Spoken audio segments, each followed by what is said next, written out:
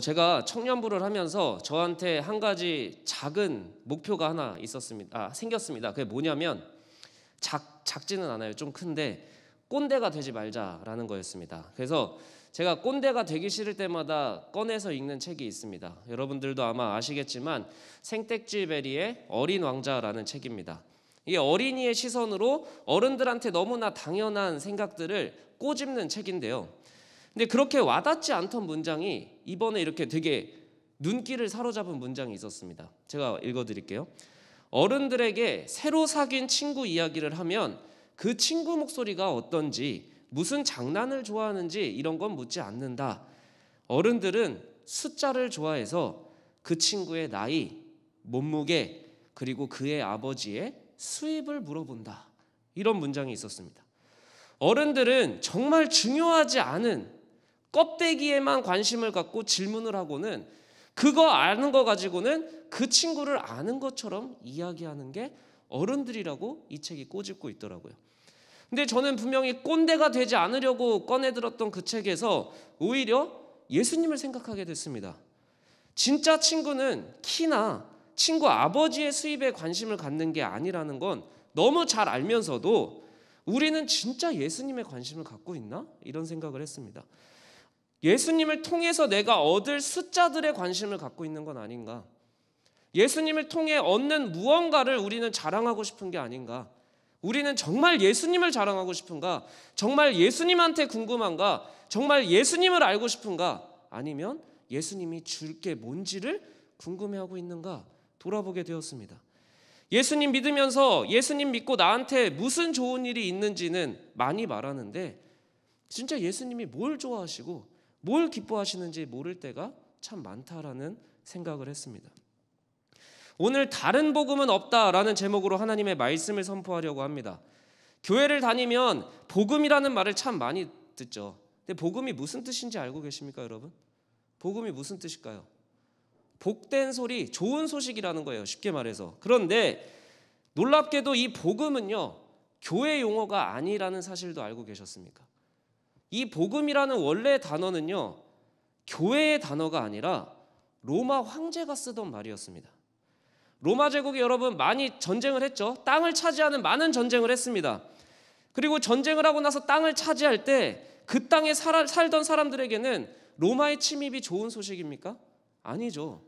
저주스러운 일이죠. 로마한테 지배당하는 건 더 안 좋은 일일 겁니다. 순식간에 자기들이 살던 땅은 로마의 식민지가 되는 거잖아요. 그 땅의 왕은 자기가 왕이 아니라 이제는 로마 황제의 신하가 되는 거잖아요. 그런데 그 땅을 차지하고요, 로마 장군들이 하나의 편지를 꺼내서 읽습니다. 근데 그 로마 황제의 편지를 항상 땅을 차지할 때마다 읽어주는 거예요. 근데 그 편지에 뭐라고 써있냐? 우리가 너희를 이긴 게 안 좋은 소식 같지? 너네가 땅 뺏긴 거 같지? 아니야, 내가 복음을 선포해 줄게. 그 편지에 복음이라는 단어가 써 있습니다. 그리고 이렇게 내용이 연결이 됩니다. 이제 너희는 로마 황제가 지켜줄 거야. 로마 제국이 너희의 나라에 도로를 깔아줄 거야. 로마 제국과 교류도 하게 될 거야. 너네 망한 거 아니야. 너네 더 좋아진 거야. 그때 쓰던 말이 바로 복음이라는 단어였습니다. 로마 황제가 너희의 왕이 되는 게 진짜 좋은 소식인 걸 알려줄게. 그때 쓰던 황제의 단어가 복음이라는 단어였어요. 근데 바울이요, 그 황제만 쓰던 그 복음을 갖다가 누구한테 쓰는 거냐? 예수님한테 쓰는 겁니다. 교회에다가 갖고 와서 쓰는 거예요. 로마 황제에 익숙한 로마 시민들아 들어라. 이제 예수님이 너희의 새로운 주인이다. 로마 황제의 강함보다 주 예수 그리스도의 영원한 강함을 믿어라 라고 담대하게 선포한 거예요. 로마 황제가 보장하는 인생보다 주 예수 그리스도가 보장하는 인생을 믿어라 라고 이야기하는 게 복음인 겁니다. 로마 황제의 비위를 맞추는 인생이 아니라 주 예수 그리스도를 따르는 인생을 살라고 이야기한 게 복음이라는 거예요. 로마 황제가 너희의 복음인 줄 알고 살았지? 아니야. 주 예수 그리스도가 너희의 진짜 왕이 되는 게 진짜 복음이라고 알려주는 겁니다. 여러분들 생각해 봅시다. 사탄은요, 2000년 전에, 몇천 년 전에 로마나 지금이나 동일하게 똑같은 방식으로 일을 합니다. 로마 황제를 앞세워서 사탄이 약속한 건 무엇입니까? 풍요로움, 폭력적인 소유, 음란한 문화를 만들고 그 문화에 익숙해지는 게 황제의 복음이라고 설득했습니다. 그런데 오늘날도 똑같죠. 오늘날은 어떻습니까? 미디어를 앞세워서 더 화려하게 남이 어떻게 되든 내가 많이 갖는 게 잘 사는 인생처럼, 음란한 문화가 쿨한 문화처럼 생각하게 만들고 익숙해지게 만드는 겁니다. 예수님을 믿는다고 하면서도 로마 시대 때나 지금이나 똑같이 유혹하고 있는 사탄의 음성이 복음같이 들리는 거라는 겁니다. 오늘 이 시간 복음에 대해서 다시 생각해 보려고 합니다.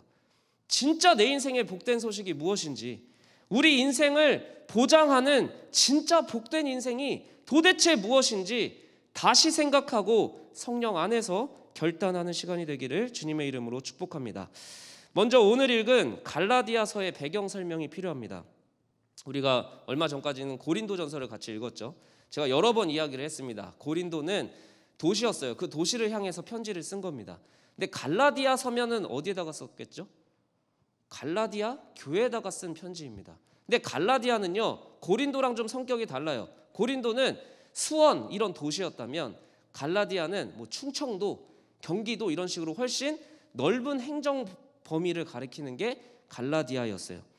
그러니까 이렇게 바울이 선교를 다니면서 갈라디아 지역의 여러 교회, 여러 도시에 교회를 세우면서 선교 여행을 다녔습니다.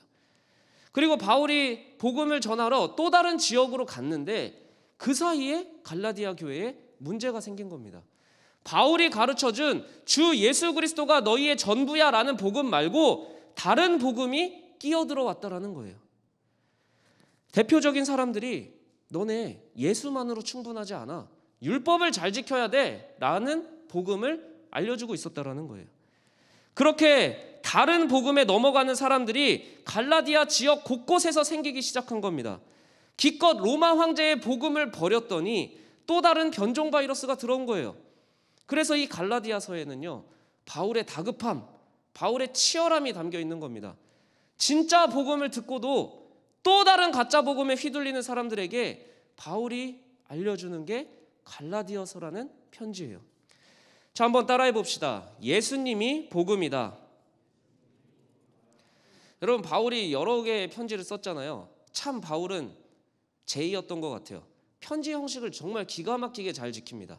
원래는 인사를 해요. 인사를 하고 교회 칭찬도 하고 격려도 해줍니다. 근데 갈라디아서는요, 그럴 시간이 없어요. 형식만 갖춰서 빠르게 인사하고요, 바로 본론으로 들어갑니다. 그 본론이 뭐냐? 복음의 주인공이 누구냐라는 겁니다. 그리스도가 누구인지 분명하게 기준을 세워주고 이야기를 시작하겠다라는 거예요. 여러분, 가짜와 진짜를 구분하는 가장 좋은 방법이 뭘까 한번 마음속으로 생각을 해보시면 좋겠습니다. 위패 감별사라는 직업이 있더라고요. 근데 위조 지폐를 말 그대로 감별하는 사람들인데, 이 사람들이 공통적으로 이야기하는 위조 지폐를 구별하는 가장 좋은 비결이 뭘까요? 진짜 화폐를 제대로 알면 된다라는 거예요. 가짜 화폐를 연구해봤자 또 다른 가짜 화폐가 나오면 적응을 못한대요. 근데 진짜 화폐만 하나 제대로 알면 어떤 가짜 화폐가 나와도 구별을 할 수 있다라는 겁니다. 진짜를 알아야 가짜를 알아본다라는 거예요. 그래서 바울은 너네가 지금 가짜에 흔들리고 있어 라고 이야기 전에 먼저 진짜는 이거야 라고 알려주는 겁니다. 진짜는 이거라고 알려줘야 우리가 믿고 있던 게 가짜구나를 알기 때문에. 그럼 바울이 말하는 진짜는 뭘까요? 오늘 4절 5절 이렇게 진짜 복음의 내용이 다 담겨 있습니다. 복음의 주인공이 예수 그리스도인데 그 그리스도가 어떤 삶을 살았냐, 어떻게 진짜 복음이 되느냐 하나하나 얘기를 해준 겁니다. 하나님 곧 우리 아버지의 뜻을 따른 분이다. 악한 세대에서 우리를 건지시려는 분이다. 우리 죄를 대속하기 위하여 대신 죽으신 분이다 라고 쓰고 있습니다. 이게 진짜 복음이라는 거예요. 예수님이 아버지의 뜻을 따라 죽은 거라는 거예요. 재수없게 운이 없어서 죽은 게 아니라, 추종자가 적거나 정치력이 약해서 죽은 게 아니라는 거예요. 왜 죽었다고요? 하나님 아버지의 뜻 때문에, 그 계획 때문에 죽은 거라는 거예요. 하나님의 철저한 계획을 한 발자국 한 발자국 순종하면서 살아가다가 죽었다라는 거예요. 근데 한 가지 중요한 단어를 설명을 해야 됩니다. 바로 대속이에요. 대속. 여러분, 대속을 이해하기 위해서는 당시 로마 시대의 문화를 이해해야 되는데, 당시 로마에는 노예 시장이 있었습니다. 노예 시장. 근데 노예는 여러분 사람 취급을 받았을까요? 아니면 사람 취급을 못 받았을까요? 당연히 못 받았겠죠. 그럼 어떤 취급을 받았냐? 가축 취급을 받았습니다. 가축. 그러니까 여러분, 산에 있는 멧돼지 그냥 죽여도 되잖아요. 근데 남의 집 돼지를 죽이면 돼요? 안 돼요? 안 되죠. 그 정도의 권리만 보장된 존재가 가축 같은 취급을 받는 노예였어요. 그러니까 노예의 주인은 노예가 잘 일할 수 있도록 도와주지만 딱 그 정도인 거예요. 가축인 거예요.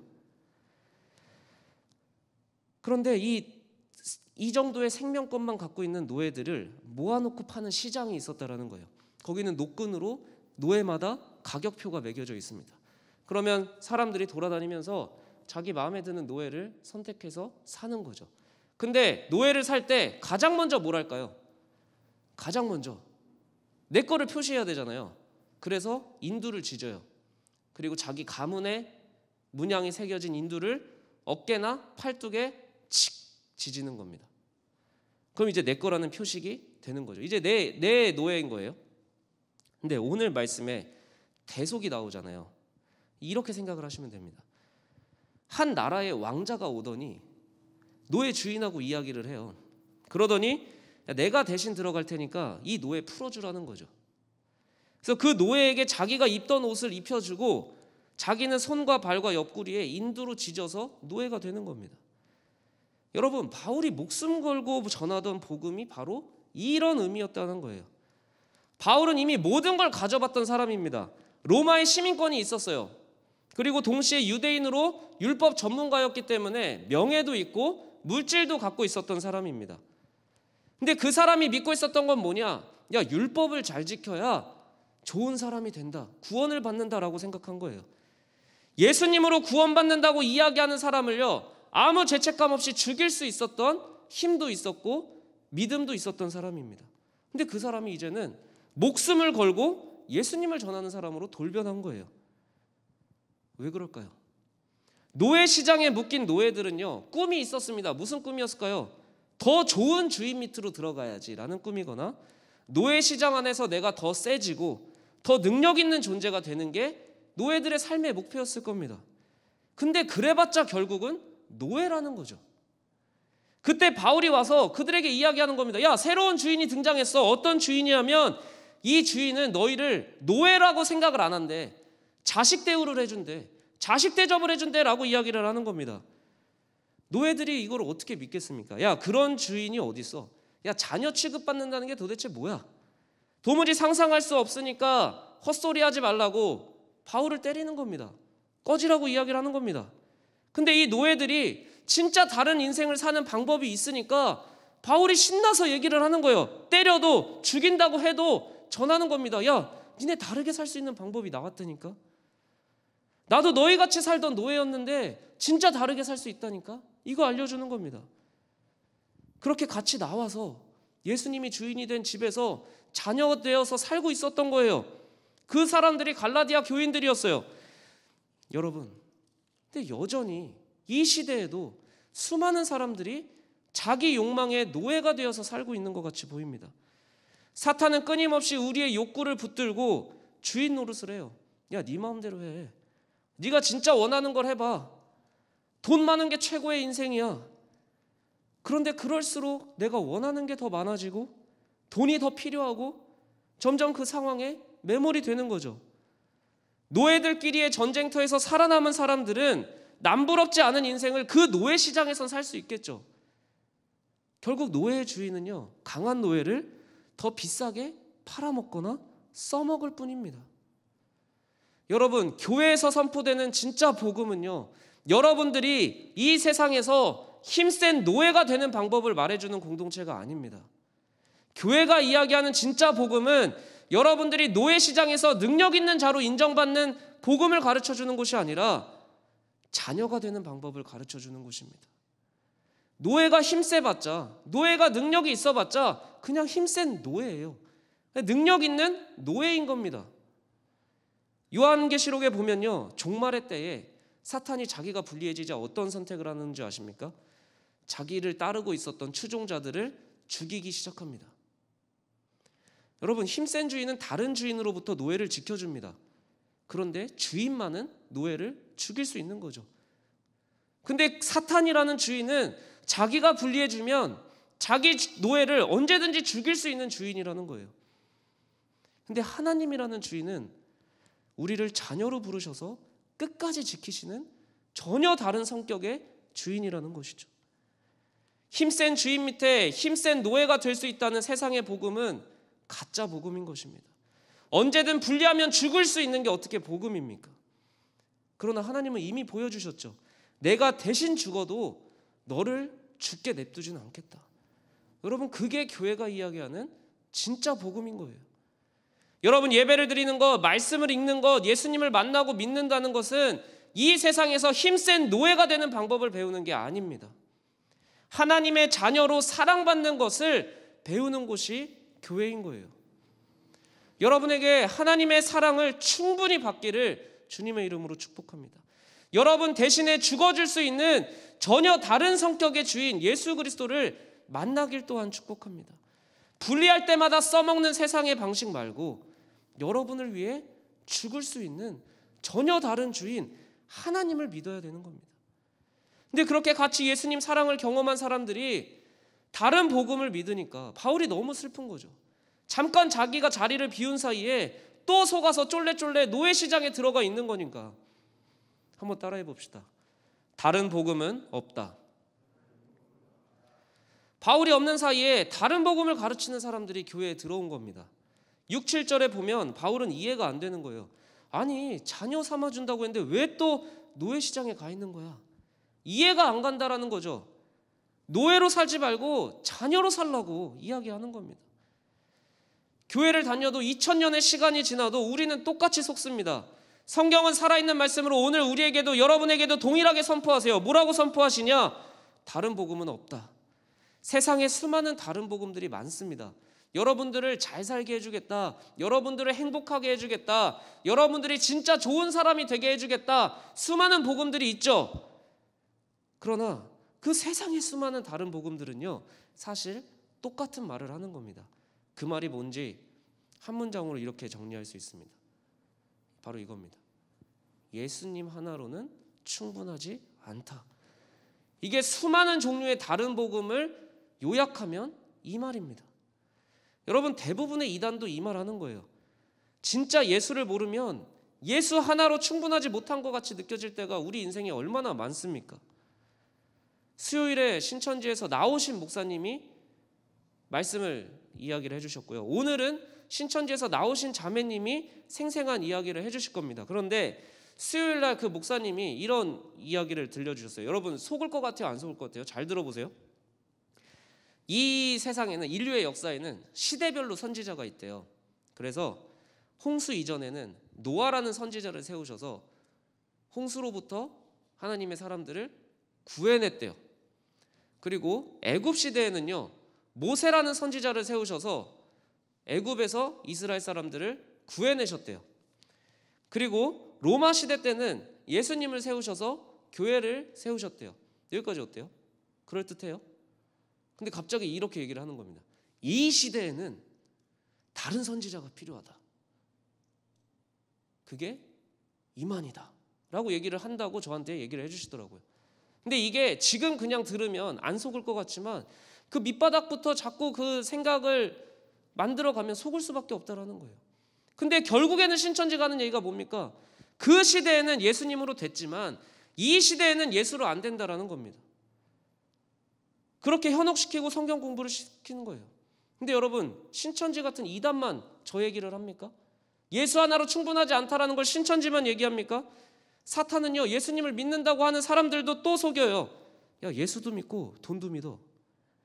예수도 높이고 너도 높아져. 여러분, 모든 다른 복음은 예수 하나로 충분하지 않다고 이야기를 하는 겁니다. 근데 결국 그 말은 뭐예요? 더 멋진 노예, 더 착한 노예 되라는 거죠. 근데 여러분, 예수님은요, 더 멋진 노예만 대속하는 분이 아닙니다. 더 착한 노예만 대속하는 게 아니에요. 예수님은 오늘도 그 모든 노예들에게 똑같이 초청하시는 겁니다. 노예로 사지 말고 내 자녀로 살아라. 나랑 같이 가자. 내가 너 자녀 삼아서 분리할 때 써먹히는 인생 말고 진짜 가치 있는 인생 살게 해주겠다고 오늘도 초청하시는 거예요. 여러분들 이런 생각할 수 있습니다. 목사님, 우선 돈부터 많이 벌고 예수님 믿으면 안 될까요? 우선 내 시험만 잘 보고 예수님 믿으면 안 될까요? 여러분, 그게 맞는 것 같이 느껴질 수 있죠.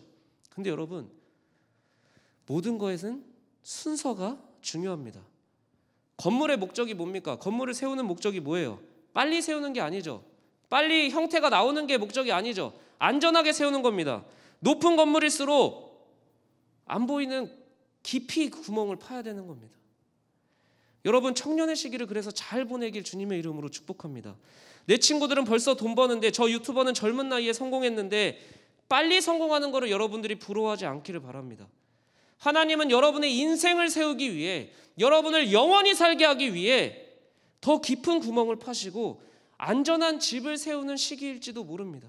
나는 언제 그럴듯한 건물이 되지? 내 인생은 언제쯤 그럴듯해 보이지? 여러분, 공사하는 장면을 보시면 그 앞에 완성된 조감도가 있습니다.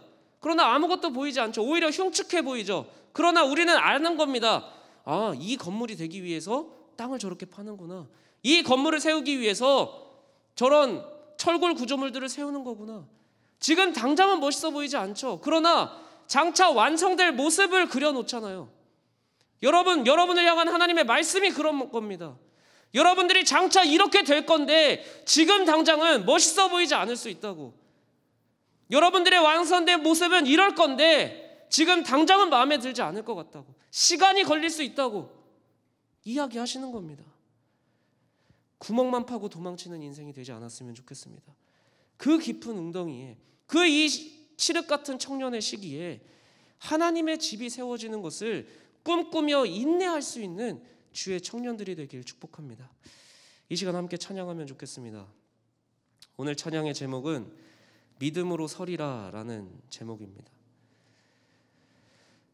여러분, 여러분의 인생은 하나님의 나라가 세워지는 인생입니다.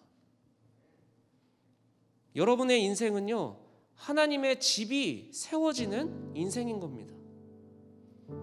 그래서 순서가 중요한 겁니다. 내 돈부터 다 벌고 내 계획부터 다 세우고가 아니라 먼저 하나님의 나라와 하나님의 뜻을 구하며 기다리는 시기가 필요하다라는 거예요. 여러분의 인생이 영원히 살기 위해서는 시간이 필요합니다. 여러분의 주변에 빨리 성공하는 사람들, 빨리 지어지는 집들 부러울 수 있습니다. 조급해질 수 있죠. 그러나 하나님은 여러분을 만들어가고 세워가실 겁니다. 그러니까 그 예수님의 집에 붙들려서 인내하고 견디는 청년의 시기를 보내시길 축복합니다. 이 시간 가사를 묵상하며 함께 찬양하며 나아가겠습니다.